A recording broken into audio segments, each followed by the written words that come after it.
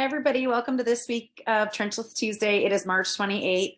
This has been a very busy month that we are wrapping up. I'm excited to be sharing some more stuff with you. If you had followed it all last week, I was on a job site in Portland, the largest job site that Pipe Reline has been involved with.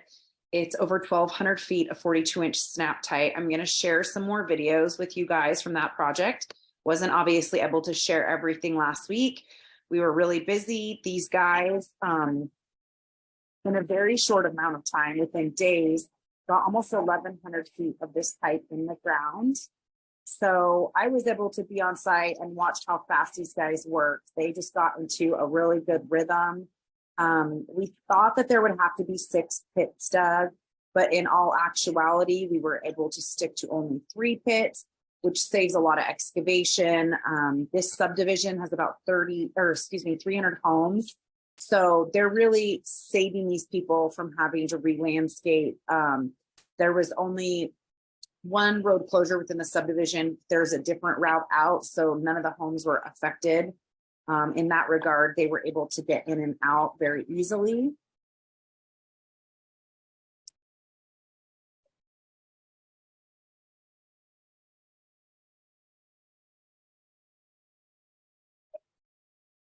The screw is lubing the inside of the pipe that's already slipped in.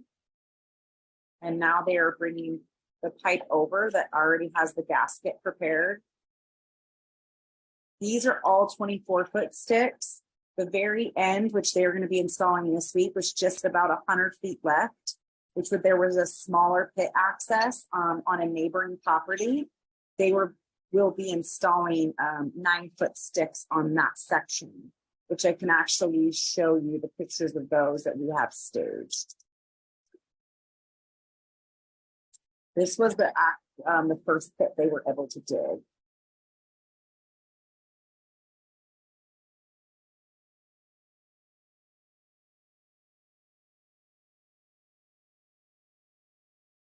These guys got in such a rhythm with this pipe that I was able to watch them within 5 minutes snap pipe together and then prepare and grab another one and move it down in the trench. The biggest time consumption for this crew was really digging the pit that you see, and then site preparation. That's really the actual snapping of the pipe was probably the easiest part of their job.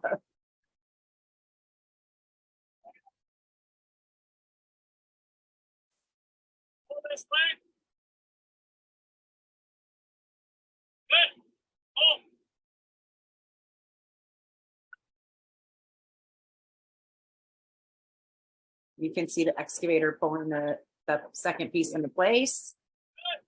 And that was the snap. It's kind of a cool feeling when we're on a job site and get to watch that. So I'm going to pause this video. I'm going to show you guys a little more. I've got a couple more pictures. So this was 24 footers sitting in the middle of a park in this neighborhood, literally right in the middle of the neighborhood. That's all the 9-footers that were staged, and that will be something that they handle this week. This was the 46-inch CMP before they started slip lining it. So you can see it's a kind of a very typical situation that we see in our job, which is we come out and the pipe has just gotten to the point of its longevity and it's rusted out in the bottom.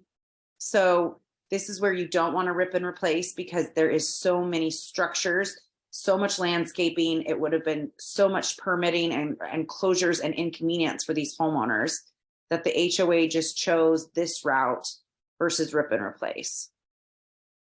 This is the other direction of the pipe. This is when our weather definitely took a turn. So that was some videos that I shared with you guys already on LinkedIn.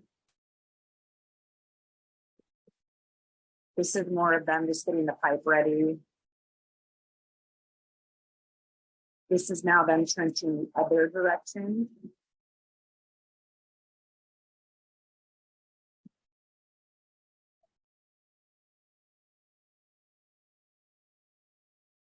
I actually really like this video. Where's that video?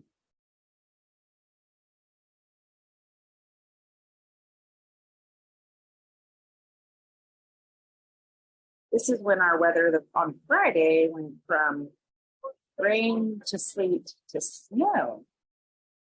So it was cold and wet, but this was the very last of the 24 footers that they needed to get in the ground.